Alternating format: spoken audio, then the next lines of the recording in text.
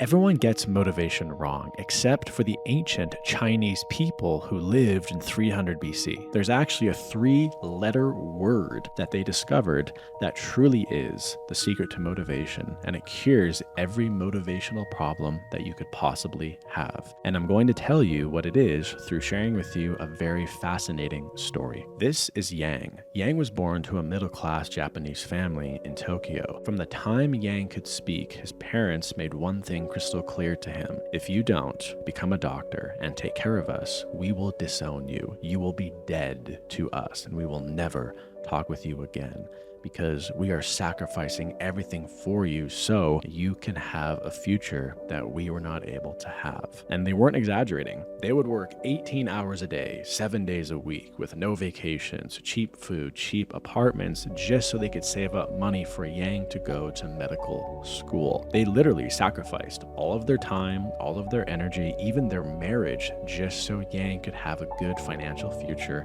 as a doctor. So Yang basically did not have a childhood. While the kids were playing outside, he would be in his room studying until his eyes turned red. And while the other kids had birthdays and friends and were living a normal life, Yang had to practice exams, and his parents disappointed silence if he scored anything below a 95. Every night, Yang would lay in bed thinking the same terrifying thought.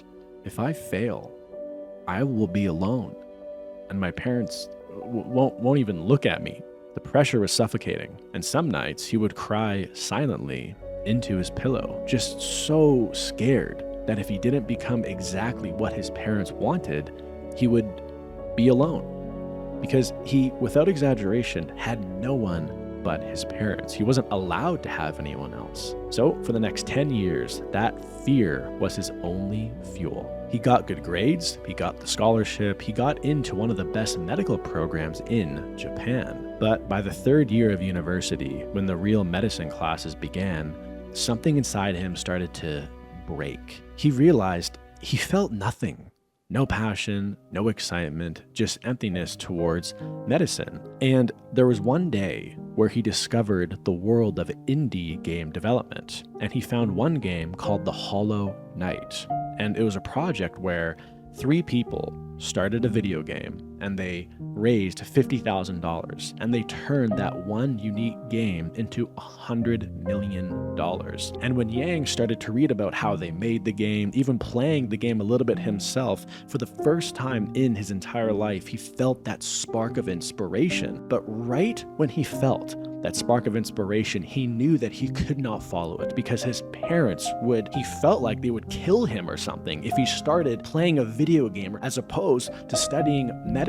So the moment he felt that spark, he pushed it down because he wanted to make his parents proud. As more time went on, Yang turned to Adderall just to survive the workload. Drugs and fear were the only things that kept him going, but they also began to destroy him. He stopped sleeping, he barely ate, his hands would actually shake when he would take the exams, and even his vision became weirdly blurry. But still, through fear of disappointing his parents, the chemicals, the side effects, Yang somehow graduated, and he actually became a doctor. And no, he didn't love his job. He didn't even really like his job, but at least his parents were proud of him. At least he felt some pride in making his parents proud.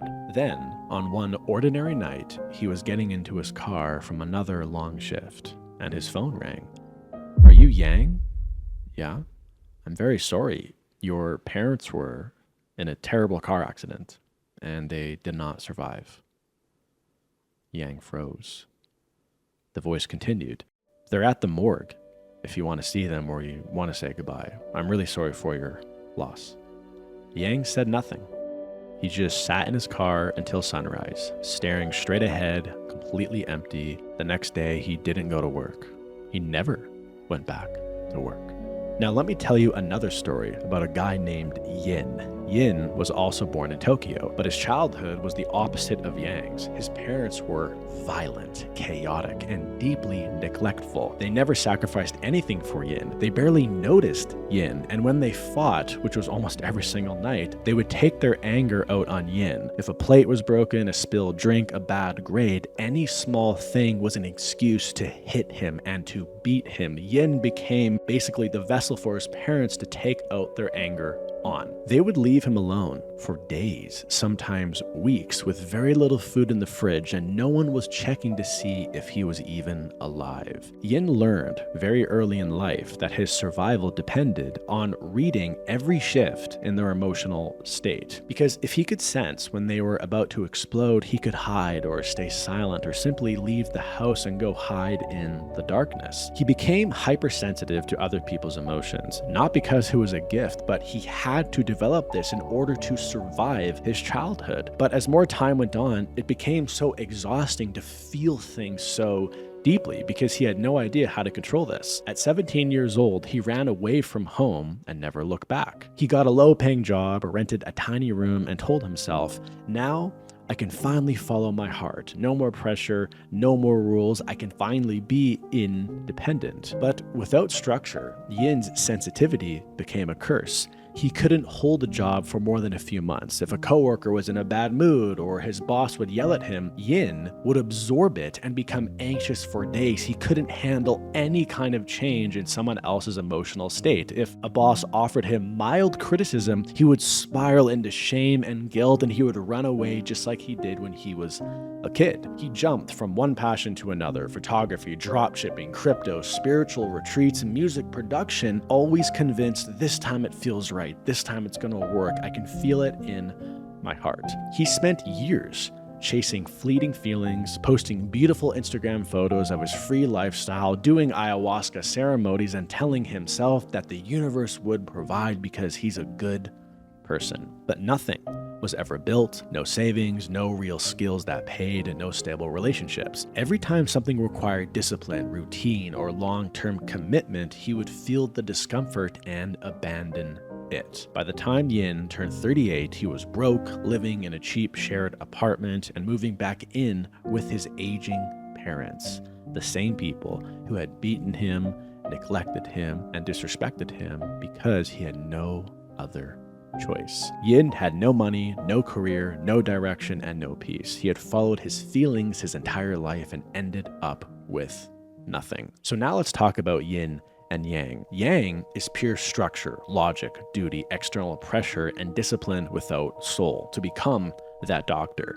And Yin is pure feeling, sensitivity, intuition, follow your heart with no structure and no plan. Both of them destroyed their lives. You cannot have one without the other. If you only have Yang, pure logic, obligation, I must succeed for others, it is my duty, you will burn out. You will lose your soul, and one day you will wake up with nothing because you essentially built a life that is not even your life, it's someone else's life. And if you only have Yin, pure feeling, follow your bliss, no plan, no structure, I feel everything so deeply, you'll drift, you'll externalize, and you will end up with beautiful intentions but zero results. There is a famous Chinese author called Lao Tzu. He wrote a book that I personally love called the Tao Te Ching.